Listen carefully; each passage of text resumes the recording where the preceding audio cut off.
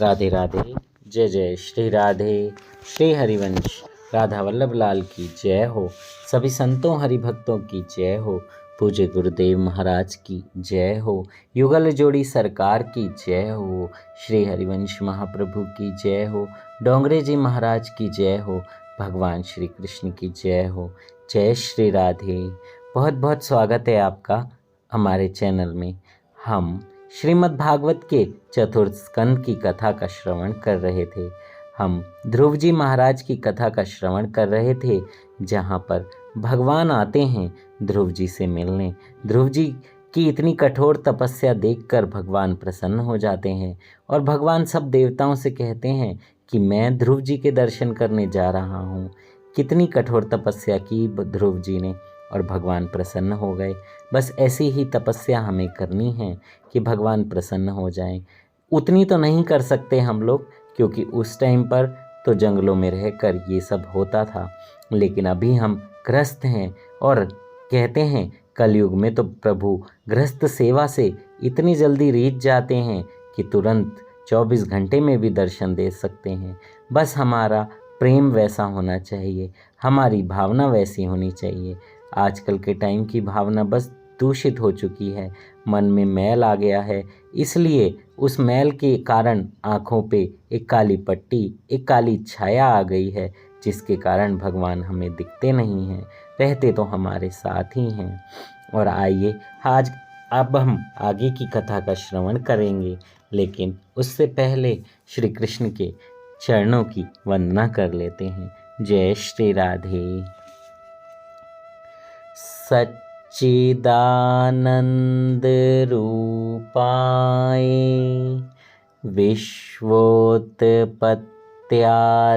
Hathaway तापत्रे विनाशाय श्री कृष्णाय वयं नुमः। जय श्री राधे। जय श्री हरिवंश। उन सच्चिदानंद भगवान श्री कृष्ण को हम सब वंदन करते हैं। जय श्री राधे। तो आइए ध्रुव जी की आगे की कथा का श्रवण करते हैं। ध्रुव कुमार ने विद्वानों की कथा सुनने की इच्छा व्यक्त नहीं की है। उनकी तो इच्छा है कि जिनका हृदय कृष्ण प्रेम के रस में लीन हो गया हो वह कथा सुनाए। ज्ञानी की कथा और भक्त हृदय की कथा में अंतर है। आपकी कथा का आनंद ब्रह्मानंद से भी श्रेष्ठ है। श्रीधर स्वामी को इस श्लोक का अर्थ करने में कुछ कठिनाई सी लगी। उपनिषद के सिद्धांत का यहाँ पर कुछ विरोध सा किया गया। उपनिषद में कहा गया है कि ब्रह्मानंद ही सर्वश्रेष्ठ है, कोई भी आनंद ब्रह्मानंद से श्रेष्ठ नहीं हो सकता। तैत्तिरीय उपनिषद में आनंद का वर्णन किया गया है। मनुष्य के आनंद की अपेक्षा गंधर्वों का आनंद श्रेष्ठ है। इसकी अपेक्षा स्वर्ग के देवों का आनंद श्रेष्ठ है। देवों के आनंद से बढ़कर है इंद्र का आनंद, और इंद्र के आनंद की अपेक्षा बृहस्पति का आनंद 100 गुना श्रेष्ठ है। किंतु ब्रह्मानंद तो सर्वश्रेष्ठ आनंद है, जो निष्काम है, निर्विकार है, जिसके मन का विरोध हो चुका है। उसे जो आनंद मिलता है यही ब्रह्मानंद है। यह सर्वश्रेष्ठ आनंद है। ब्रह्मकार वृत्ति वाले योगियों को जो ब्रह्मानंद प्राप्त होता है वह श्रेष्ठ आनंद है। जहाँ द्वैत, प्रपंच, मैं और तू नहीं है, वह आनंद श्रेष्ठ है। जब तक मैं और तू का अस्तित्व है तब तक श्रेष्ठ आनंद नहीं मिल पाता। ब्रह्मानंद की प्राप्ति होने पर संसारिकता का जगत का अस्तित्व नहीं रह पाता। भागवत में ध्रुव जी कहते हैं कि भगवान की कथा श्रवण का आनंद ब्रह्मानंद से भी श्रेष्ठ है। यह विरोधाभास क्यों? इसमें कौन सी बात सच्ची है? महापुरुषों ने अपनी अपनी दृष्टि से समाधान किया है कि ब्रह्मानंद सर्वश्रेष्ठ है, किंतु इसमें एक दोष है। यह आनंद एक भोग्य है, सर्वभोग्य नहीं। जिसकी वृत्ति ब्रह्माकार हुई है उसे ही वह आनंद मिल सकता है। अतः यह आनंद गौड़ है। कथा कीर्तन का आनंद अनेक भोग्य है। भजनानंद सर्वभोग्य होने के कारण सभी को एक साथ आनंदित करता है। इसी कारण से कथानंद को ब्रह्मानंद की अपेक्षा श्रेष्ठ कहा गया है। वैसे तो तात्विक दृष्टि से तो ब्रह्मानंद ही सर्वश्रेष्ठ कहा जाएगा। ब्रह्मानंद एक ही व्यक्ति को आनंदित कर सकता है। जो समाधि में लीन योगी को कर सकता है, वह आनंद योगी के सेवक को नहीं मिल पाता है। समाधि लीन योगी अकेला ही संसार पार कर सकता है, जबकि सत्संगी स्वयं भी पार होता है और अन्यों को भी पार ले जाता है। कथा श्रवण सभी को एक साथ आनंद देती है। यह अनेक भोग्य है। जय श्री राधे। जय जय श्री राधे। देखिए, कथा श्रवण का आनंद तो और भी बहुत बहुत बहुत प्यारा होता है। आपने देखा होगा, कई बार कथा श्रवण करते हुए, सुनते हुए मन भर आता है, आंखें भर आती हैं। वो इसलिए होता है क्योंकि हमारे अंदर भक्ति महारानी विराजमान है, भगवान विराजमान है। वो बहुत दयालु हैं। हमारा हृदय के जब पाप जलते हैं तो ऐसे कथा श्रवण करने से, उन पापों के जलने से हमारा हृदय द्रवित हो उठता है और आंसू आ जाते हैं। जय श्री राधे। कथा श्रवण का आनंद कथानंद भी श्रेष्ठ कहा गया है। कुछ टीकाकारों ने कहा है कि ब्रह्मानंद की अपेक्षा अन्य कोई भी आनंद श्रेष्ठ नहीं है, किंतु सत्संग की महिमा वृद्धिगत करने के लिए ऐसा भागवत में कहा गया है। प्रभु ने ध्रुव जी से कहा, मैं तेरी भक्ति से प्रसन्न हुआ हूँ, तू मुझसे जो चाहे मांग सकता है। ध्रुव जी ने कहा, क्या मांगूं और क्या नहीं, यह मेरी समझ में नहीं आ रहा है। आपको जो भी प्रिय हो वह आप मुझे दे दीजिए। भगवान शंकर जब प्रसन्न हुए थे तब उन्होंने नरसिंह मेहता से वर मांगने को कहा था। नरसिंह मेहता जी ने ध्रुव जैसा ही उत्तर दिया था। तो शिव जी ने कहा था कि मुझे तो रासलीला प्रिय है, अतः मैं उसी का दर्शन कराऊंगा। शिव जी ने मेहता जी को रासलीला के दर्शन कराए थे। ध्रुव जी से भगवान ने कहा, तू कुछ कल्पों के लिए अपने राज्य का शासन कर, उसके पश्चात मैं तुझे अपने धाम ले चलूँगा। ध्रुव जी ने आशंका व्यक्त करते हुए कहा, मुझे अपने पूर्व जन्म की याद आ रही है। राजा रानी के दर्शन से मेरा मन विचलित हुआ था, अतः मुझे यह जन्म लेना पड़ा। अब जो राजा बना तो फिर रानियों की माया में फंस जाऊंगा। असावधान हो जाऊंगा। मैं राजा नहीं बनना चाहता हूँ। प्रभु ने कहा, तू चिंता ना कर, ऐसा कभी नहीं होगा। तेरी राजा बनने की इच्छा ना भी हो तो भी मैं तुझे राजा बना देखना चाहता हूँ। यह माया तुझे कभी प्रभावित नहीं कर सकेगी। यह मेरा नियम है कि जो मेरा पीछा करता है मैं भी उसका पीछा करता हूँ। मैं तेरी रक्षा करूँगा। छोटे बच्चे को चाहे आनंद ना होता हो, किंतु माता को तो उसका श्रृंगार करने में आनंद मिलता ही है। मैं जगत को यह दिखाना चाहता हूँ कि जो व्यक्ति मेरा हो जाता है उसे लौकिक और अलौकिक दोनों प्रकार के आनंद प्रदान करता हूँ।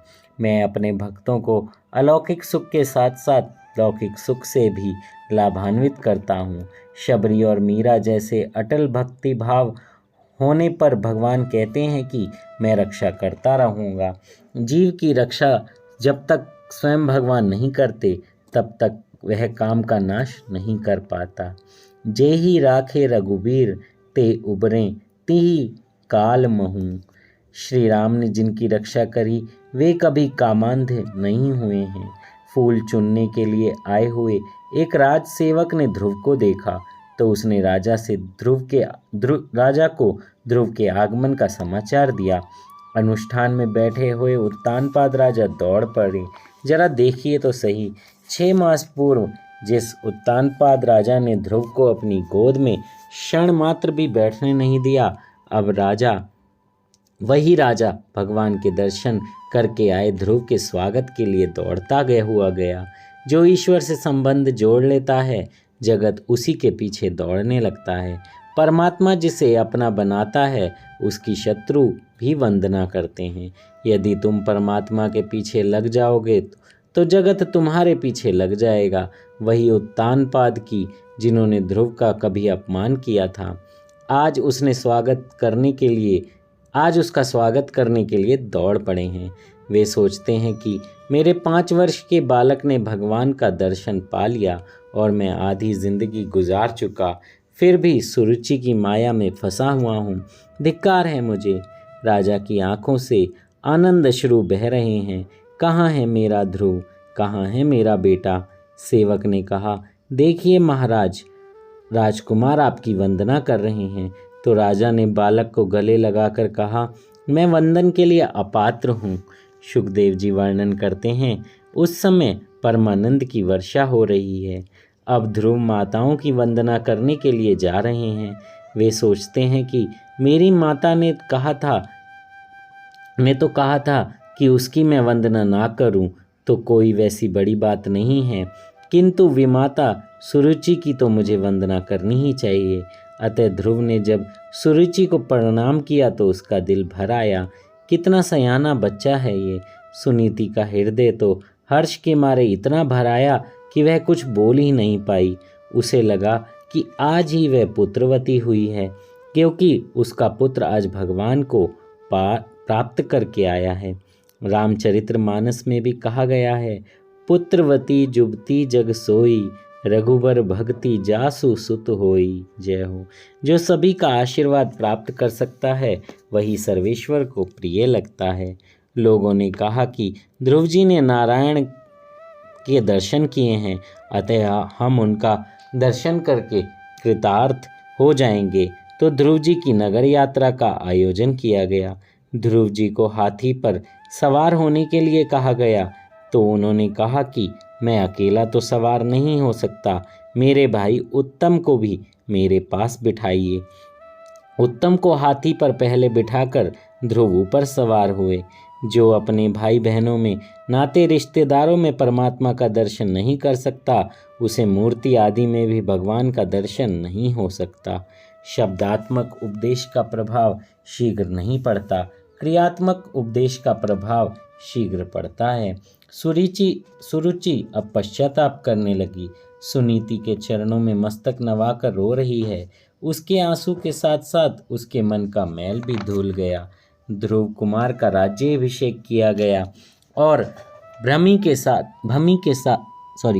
साथ उनका विवाह किया गया। एक बार उत्तम शिकार के लिए वन में गया।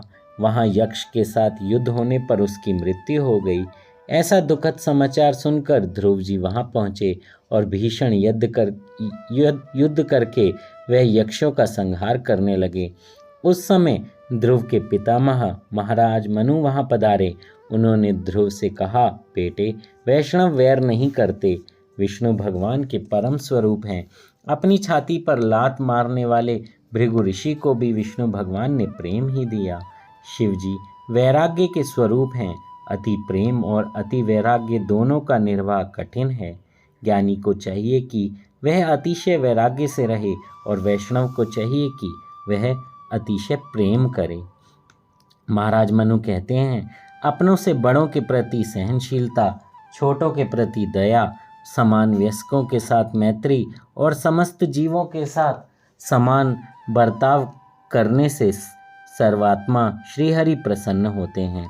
तितिक्षा, सहनशीलता, सर्वजन के प्रति करुणा और जगत के प्रत्येक जीव से मैत्री, इन 3 गुणों से संपन्न व्यक्ति सुखी होता है और उस पर भगवान भी प्रसन्न होते हैं। प्रत्येक प्राणी के प्रति संभाव रखने से प्रभु प्रसन्न होते हैं और भगवान के प्रसन्न होने पर प्राकृतिक गुणों तथा लिंग शरीर से मुक्त होकर पुरुष सुख स्वरूप ब्रह्म की प्राप्ति करता है। मनु महाराज के उपदेश को सुनकर ध्रुव ने संहार रोका। ध्रुव जी विशाल क्षेत्र में आए। ये जब बालक थे तब यमुना जी के किनारे पर गए। अब वृद्ध अवस्था में गंगा जी के तट पर आए हैं। गंगा जी मृत्यु सुधारती हैं। भागवत की कथा प्रेम से सुनने से सभी यात्राओं का फल मिलता है। जय हो, जय हो, बहुत जय हो। श्रीमद् भागवत की जय हो। बहुत प्यारी बात लिखी है यहाँ पे। भागवत की कथा प्रेम से सुनने से सभी यात्राओं का फल मिलता है। इसलिए जब भी आप भागवत कथा सुने तो प्रेम से मन को शांत करके थोड़ी देर के लिए सब कुछ भूलकर आप कथा का श्रवण करें। जय हो। गंगा के किनारे बैठकर ध्रुव जी भजन कीर्तन करने लगे। गंगा जी के प्रवाह से, निनाद से ध्रुव जी के ध्यान में विक्षेप होने लगा। वे गंगा जी के किनारा छोड़ने को उद्यत हुए तो गंगा जी प्रकट हुईं। ध्रुव ने कहा, माता, तुम्हारा यह कलकल निनाद मेरे भजन ध्यान में विक्षेप करता है। गंगा जी ने ध्रुव से कहा, तू शांति से ध्यान करता है तो मैं भी अब शांति से ध्यान करूंगी। अब मैं कभी सशब्द नहीं बहूंगी।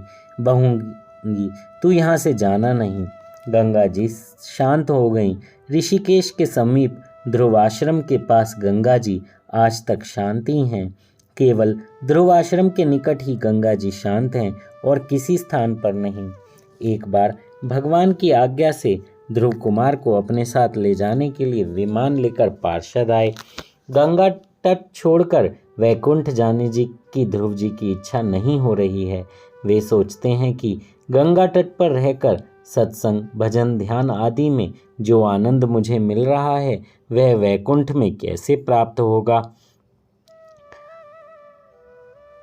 गंगा जी को साष्टांग प्रणाम करके वे अंतिम स्नान करने लगे। गंगा जी को छोड़ते हुए उन्हें वेदना हो रही है। उनका हृदय भर आया। उसी समय गंगा जी प्रकट हो गईं। ध्रुव ने कहा, भगवान की आज्ञा के कारण मैं आपको छोड़कर वैकुंठ जा रहा हूँ। आपके तट पर मुझे जैसा आनंद मिला है वैसा तो मुझे वैकुंठ में भी नहीं मिलेगा। यह सुनकर गंगा जी ने प्यार से कहा, यह तो मेरा भौतिक स्वरूप है। वैकुंठ में मैं आदि भौतिक स्वरूप से रहती हूँ। ध्रुव जी ने गंगा जी को प्रणाम किया। सभी की वंदना करके ध्रुव जी वैकुंठ गए। जय हो, वे विनय की मूर्ति हैं। ध्रुव के समीप आकर मृत्युदेव ने सिर नवाया तो ध्रुव ने उनके मस्तक पर एक पैर रखकर दूसरा पैर विमान में रखा। विमान में बैठकर वे भगवान के धाम गए। ध्रुव के वैकुंठ गमन से सभी को आनंद हुआ। नारद जी कुछ अप्रसन्न से हैं।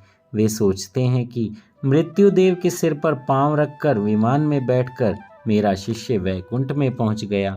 मेरा शिष्य तो मुझसे भी आगे निकल गया। उसे लेने के लिए वैकुंठ से विमान आया और मुझे तो अब भी इस संसार में भटकना पड़ रहा है। यह बात सिद्ध करती है कि बहुत कथा करने से भी परमात्मा की प्राप्ति नहीं होती। ध्यान के बिना, प्रभु दर्शन के बिना शांति नहीं मिलती। एकांत में बैठकर ध्यान करने की आवश्यकता है। प्रभु के लाडले भक्त मृत्यु अर्थात काल के मस्तक पर पांव रखकर वैकुंठ में जाते हैं। भागवत के चौथे स्कंद के 12वें अध्याय के 30वें श्लोक में स्पष्ट कहा है कि मृत्यु के सिर पर पांव रखकर ध्रुव जी विमान में बैठे थे। भगवान के भक्त मृत्यु से नहीं डरते। मनुष्य निर्भय नहीं बन पाता क्योंकि वह ईश्वर का नहीं होता। जो ईश्वर की शरण में गया वह निश्चिंत बनता है, निर्भय बनता है। सुतीक्ष्ण ऋषि मानस में कहते हैं, मेरा अभिमान प्रतिदिन वृद्धिगत हो। कौन सा अभिमान? मैं भगवान का हूँ और भगवान मेरे हैं, ऐसा अभिमान। अस अभिमान जाई जनि भोरे, मैं सेवक रघुपति पति मोरे। जय हो। जो भगवान का आश्रय ग्रहण करता है वह निर्भय बनता है। उसे काल का भय नहीं सता सकता। काल तो परमात्मा का दूत है। काल के काल परमात्मा की शरण जाने के पश्चात काल भी क्या बिगाड़ सकता है। ध्रुव अर्थार्थी भक्त हैं। जय हो।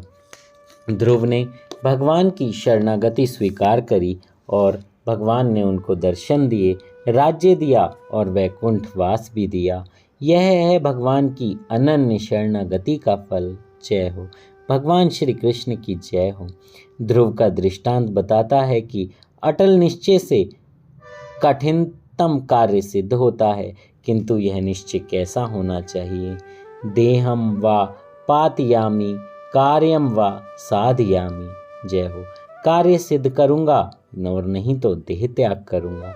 यह दृष्टांत यह भी बताता है कि बाल्य अवस्था से ही भगवान की भक्ति जो करता है उसे वे मिल ही जाते हैं। वृद्धावस्था में भजन ध्यान करने वाले का अगला जन्म सुधरता है, किंतु इसी जन्म में अगर भगवान को प्राप्त करना है तो बाल्य अवस्था से ही भक्ति की जानी चाहिए। बाल्य अवस्था के अच्छे संस्कार नष्ट नहीं होते। सुनीति की भांति तुम भी अपने बालकों में बचपन से ही धार्मिक संस्कारों का सिंचन करो। ध्रुव चरित्र की समाप्ति करते हुए मैत्रेय जी ने कहा कि नारायण सरोवर के किनारे नारद जी तप कर रहे थे। वहां प्रचेताओं का मिलन हुआ। विदुर जी ने पूछा, ये प्रचेता कौन थे, किसके पुत्र थे, विस्तार से सब कुछ बताइए। मैत्रेय जी विदुर जी को और सुखदेव जी परीक्षित राजा को कथा सुना रहे हैं कि ध्रुव जी के ही वंशज थे प्रचेता। जय हो, जय हो। इससे आगे की कथा हम कल श्रवण करेंगे, यानी ध्रुव जी के वंशजों के बारे में पढ़ेंगे। जय श्री राधे। ध्रुव महाराज की जय हो। देखिए, इसलिए बहुत सारे लोग, बहुत सारे परिवार अपने बच्चों को वैदिक साहित्य, ये भगवत गीता, भागवत सिखाते हैं, क्योंकि बचपन से ही भगवान के बारे में अगर पता होगा तो गति अच्छी होगी, जवानी में भी भक्ति बनी रहेगी, आपका जो मानसिक संतुलन है वो बना रहेगा, वो कभी क्षीण नहीं होगा, कुछ भी गलत नहीं होगा, कोई गलती होने पर भी अपने आप को कोसा नहीं जाएगा, कोई आत्महत्या इस तरीके की चीज़ें नहीं होंगी, क्योंकि जब बुद्धि क्षीण हो जाती है तभी ये सब होता है। भक्ति हमारी बुद्धि को क्षीण होने से बचाती है। वो भगवान का सहारा हमेशा हमारे साथ बना रहता है। भक्ति करते रहते हैं तो कभी भी हम पे विपत्ति नहीं आती है। जय श्री राधे। श्री हरिवंश श्रीमद् भागवत की जय हो। डोंगरे जी महाराज की जय हो। इतनी प्यारी भागवत उन्होंने हमारे लिए लिखी है, यानी कि उन्होंने बहुत सरल शब्दों में लिखा है। ऐसे भागवत तो श्लोकों में लिखी हुई है, लेकिन यहाँ पर हम डोंगरे जी द्वारा लिखित भागवत पढ़ रहे हैं, जो बहुत बहुत बहुत ही सरल शब्दों में कलयुगी मानव के समझने के लिए लिखी गई है। ऐसे संतों को आप नमस्कार कीजिए, दंडवत प्रणाम कीजिए, उनका आभार कीजिए और उनसे कहिए कि आपकी बहुत कृपा हम पर उद्धार हुआ। ज़्यादा से ज़्यादा लोगों तक ये कथा शेयर कीजिए। जय श्री राधे। श्री हरिवंश राधा वल्लभ लाल की जय हो। जय श्री राधे।